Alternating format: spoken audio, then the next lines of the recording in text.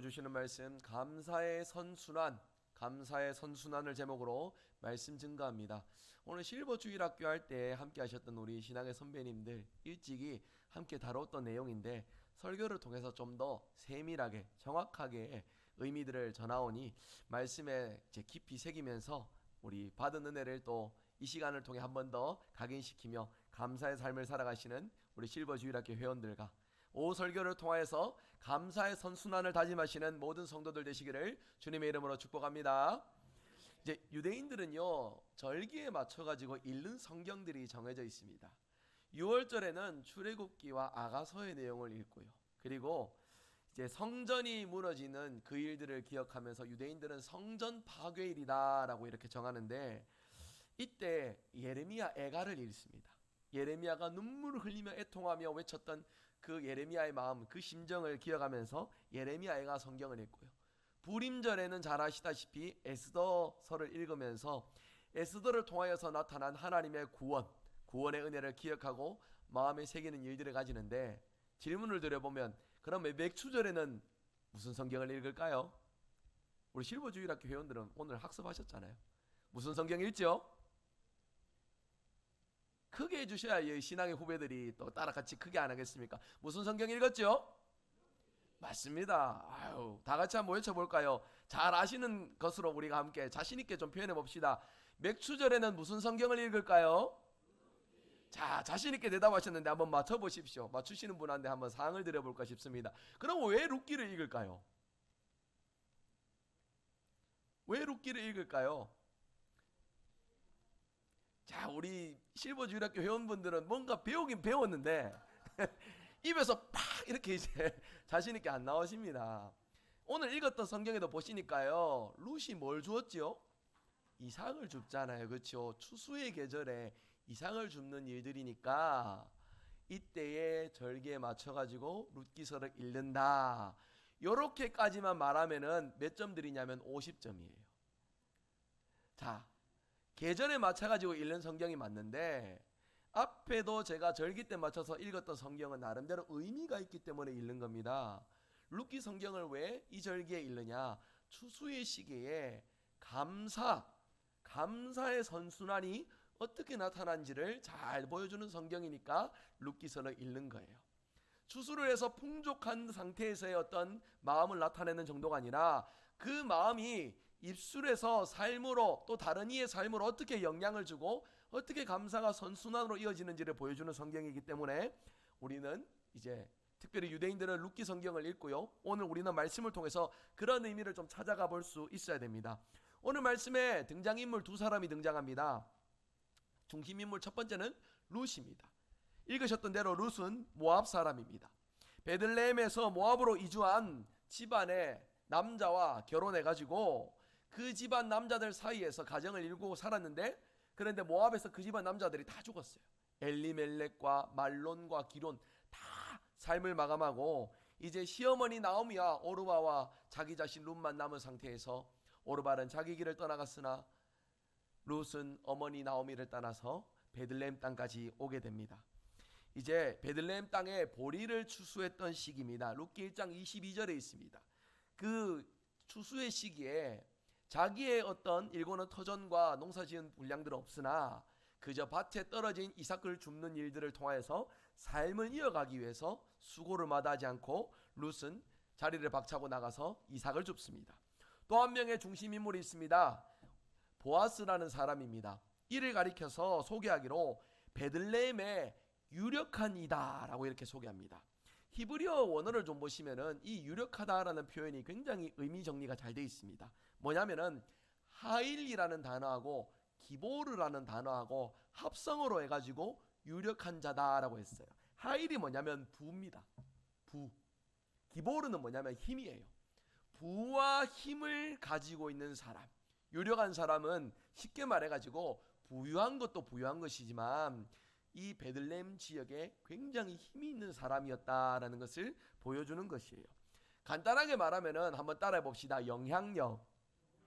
영향력을 가지고 있는 사람이에요. 그런데 이 사람이 부도 있고 힘이 있어가지고 교만할 법도 한데 그런 사람이 아닙니다. 오늘 읽으셨던 말씀에 4절 말씀 한번 잘 보시면요, 보아스가 이때 등장을 하는데, 등장하면서 베들레헴에서 와서 베는 자들 누굽니까? 일꾼들에게 뭐라고 말을 하느냐? 여호와께서 너희와 함께 하시기를 원한다라고 이렇게 말을 합니다. 히브리어로 말하면은 야훼 임마켐, 여호와 하나님께서 여러분과 함께 하시기를 원합니다. 참 말이 이쁘지 않습니까? 그런데 여러분, 이게 보아스가 기분 좋은 상태에 어쩌다 한번 하는 그런 말이 아닌 것 같습니다. 일꾼들도 굉장히 익숙하게요, 보아스가 전했던 이 말에 화답을 합니다. 뭐라고 화답합니까? 그들이 대답하여 뭐라고 합니까? 여호와께서 당신에게 복 주시기를 원합니다. 히브리어로 말하면 예바레카 야훼. 참 이 상황이 아름답지 않습니까? 하나님 주시는 은혜, 감사를 각자의 삶의 자리에서 무엇으로 주고받느냐? 말로 주고받습니다. 서로 귀한 하나님의 축복의 언어로서 하나님이 여러분과 함께 하시기를, 하나님이 당신에게 복 주시기를, 하나님의 은혜가, 감사가 그들의 입술 가운데 이렇게 나타나고 있음을 우리가 발견하게 됩니다. 이제 그런 중에 보아스가 룻을 주목하게 되고, 보아스가 룻에게 먼저 호의를 베푸는 모습을 이제 살펴보고자 하는데요. 8절에 보시면 보아스가 베푼 호의는 이렇습니다. 룻에게 밭에서 이삭을 줍는 일이 끝날 때까지 다른 밭에 가지 말고 여기에 와서 이삭을 주어라 라고 말합니다. 한번 생각해 보세요. 룻 입장에서 오늘은 어디 가야 될까 고민이 있었을까요? 없었을까요? 있었겠죠. 여기저기 간다고 다 잘 받아주고 자기가 편하게 일할 수 있는 그런 환경은 아닙니다. 왜 그렇습니까? 룻은 이스라엘 사람이 아니에요. 베들레헴 토박이갑니다. 어디 사람입니까? 모압 사람이잖아요. 생김새도 다르고 어찌 보면은 이제 살아가는 풍습도 다르고, 유대인들 입장에서는 이방인이다 싶으니까 받아주기가 어려운 상황일 겁니다. 그런데 보아스, 유력자가 먼저는 호의를 베풉니다. 다른 곳에 가지 말고 이곳에서 머물러서 일을 하라.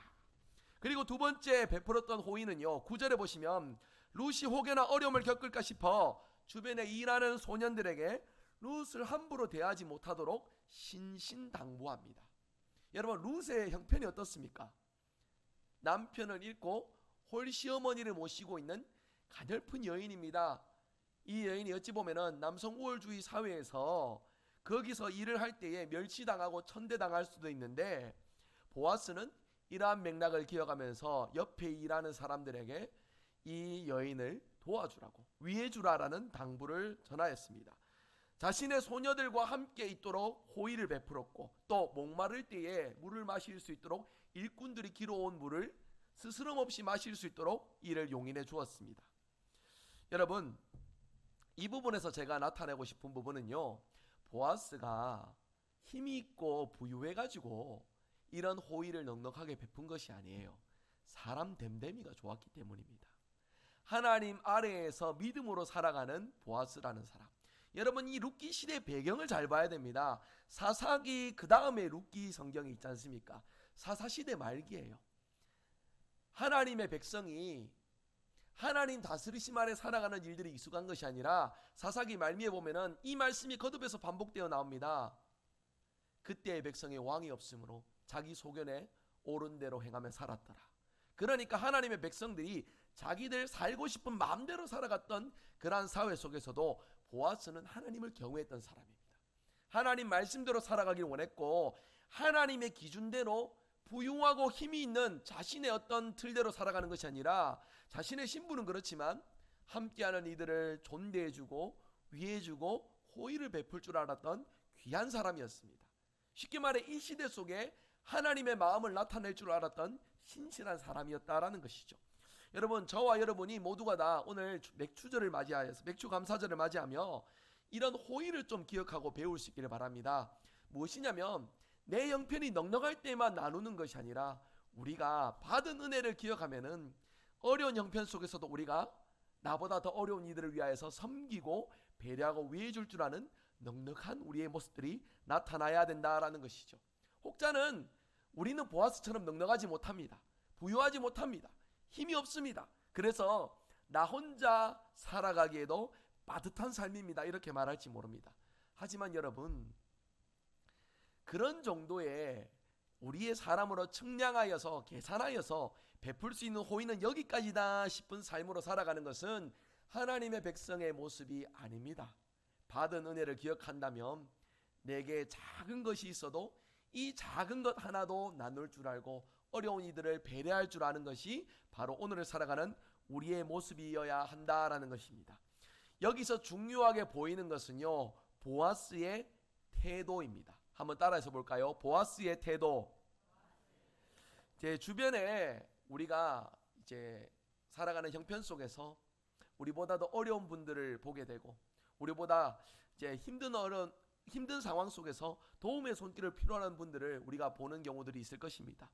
내 혼자 살기도 빠듯하고 어렵지만 보아스의 태도처럼 어려움 중에도, 나의 삶의 공고함 중에도 다른 이들을 보고 배려하고 위해줄 줄 아는 그런 넉넉한 마음을 하나님께서 룻기 말씀을 통해 우리에게 요구하고 계시다라는 것이에요. 여러분, 중요한 건 한번 따라서 해봅시다. 중요한 건 우리의 마음입니다.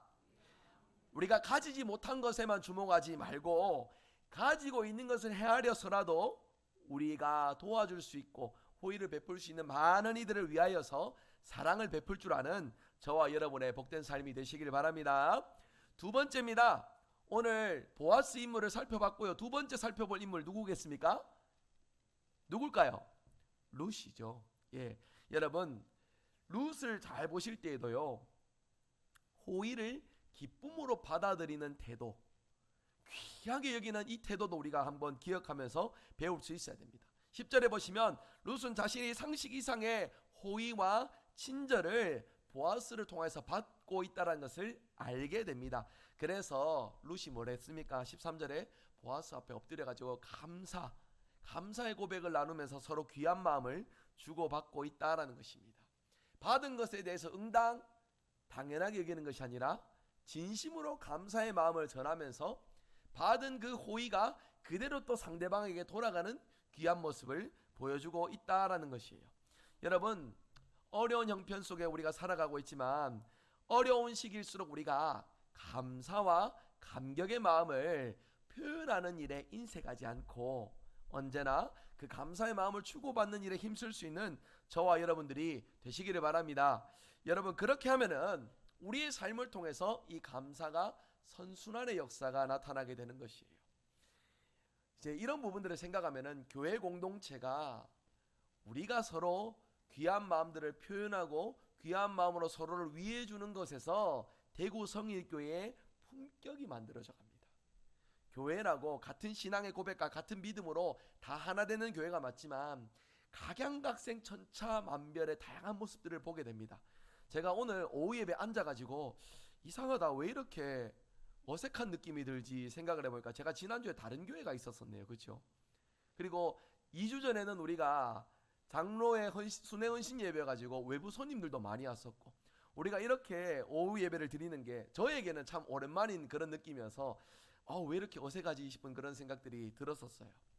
이제 그렇게 생각을 하다 보니까 이 교회 저 교회 제가 최근에 이렇게 이제 방문하면서 말씀을 전했던 그런 경우들이 몇 번 있었는데, 확실하게 여러분 가보니까, 다른 교회도 가보니까 우리랑 똑같은 신앙인데 모습은 천차 달라요. 다 다릅니다. 다 달라요. 그런데 그 다름이 어떻게 가장 먼저 드러나느냐 한번 따라서 해보겠습니다. 말에서부터 이 표현과 이 마음들이 완전하게 다르게 느껴지더라니까요. 여러분, 오늘 성경을 한번 자세히 보시면은요, 13절 보시면은요, 뒷부분에 이렇게 룻이 말합니다. 나는 당신의 하녀 중에 하나와도 같지 못하오나 당신이 이 하녀를 위로하시고 마음을 기쁘게 하는 뭐를 했다고요?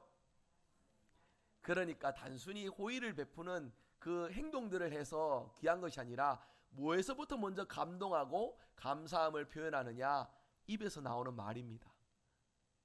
여러분, 우리 교회 공동체가 더 건강한 공동체, 그리고 내 삶이 더 건강한 믿음의 삶이 되는 일의 시작은 어디서부터 먼저 나타나야 되냐면 말입니다. 말.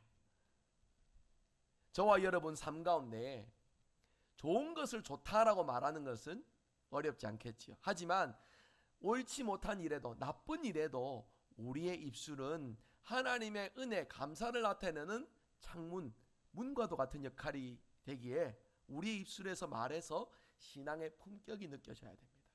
우리 대구 성일교회가 우리가 함께 신앙생활을 해가면서 하나님 앞에서 나는 조금도 부정 없이 믿음으로 살아간다 싶은 그러한 우리의 마음으로 살아가시겠지만은요, 여러분 내 실상을, 우리 교회 공동체 모습을 한번 잘 보세요.